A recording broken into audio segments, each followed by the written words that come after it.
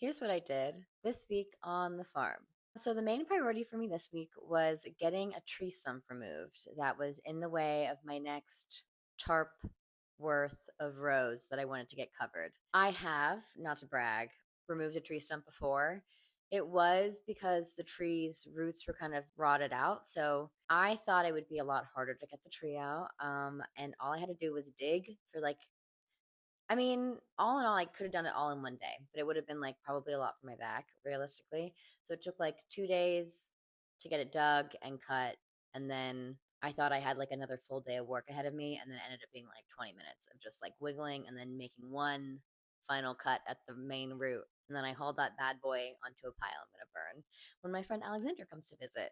And then I was able to get all my sandbags filled and roll out my last tarp and then place them all.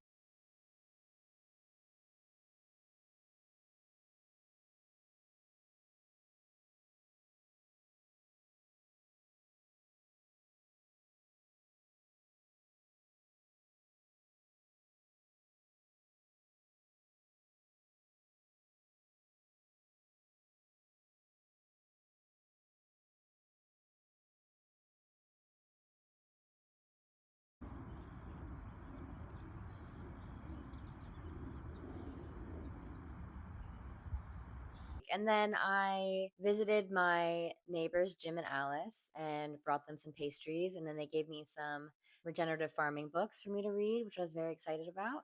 And then I went on a CSA farm tour at a farm that's like really local. And I was able to meet a bunch of local farmers, which was really cool. It's always cool to see different operations, like how they have kind of figured out the best flow for their own systems because I kind of feel like everybody works a little differently.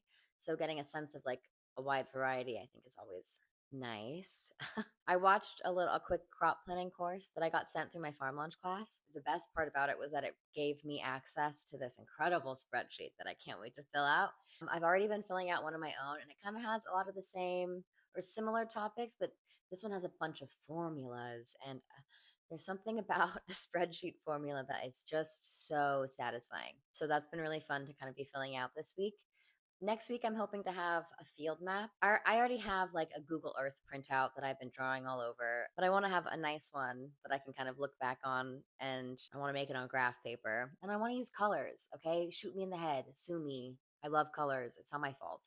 And I think the best part about having a crop plan on a spreadsheet that you have digitally kept, printing that out each year, and then having a field map that's a physical field map you can kind of keep as a record and then update each year so you can kind of see how you progress and kind of where you end up having successes and failures. And I think record keeping is always.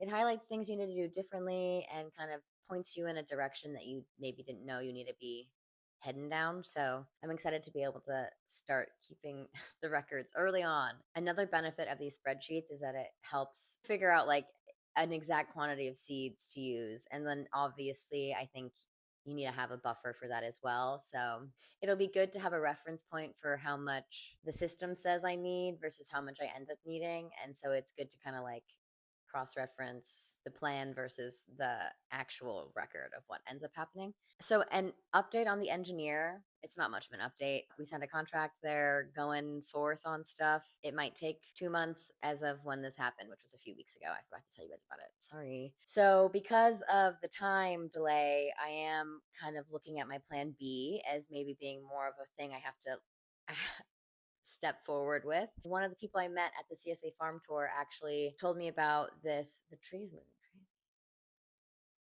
None of the other trees are moving, but just that tree is moving crazy. Oh my god. A tree's falling. Oh my god. Okay. Okay, well, okay. One of the people I met at the CSA farm tour told me about this seating table that Jean Martin Fortier. He hosts the Market Gardener. He also has a book that I've been reading, and he's has like a heated table that's really good for seedlings. So next week I'm going to be looking into building that. I'm worried about okay. I think either way that's nice to have even when everything gets up and going, but worst case So I can set up the table in a smaller greenhouse for now, so I'm not too far behind. So that's kind of the main priority for next week. There's a lot of things on the list for next week that I just kind of need to figure out. Right now, I'm really worried about this tree, so I'm going to call my neighbor. I can't, that can't be okay. So that's what I did this week. Check up with me next week for week 7. I am worried about this. Weird combination of breezy and weird angle. I don't know. Everything's fine. Update, everything's fine.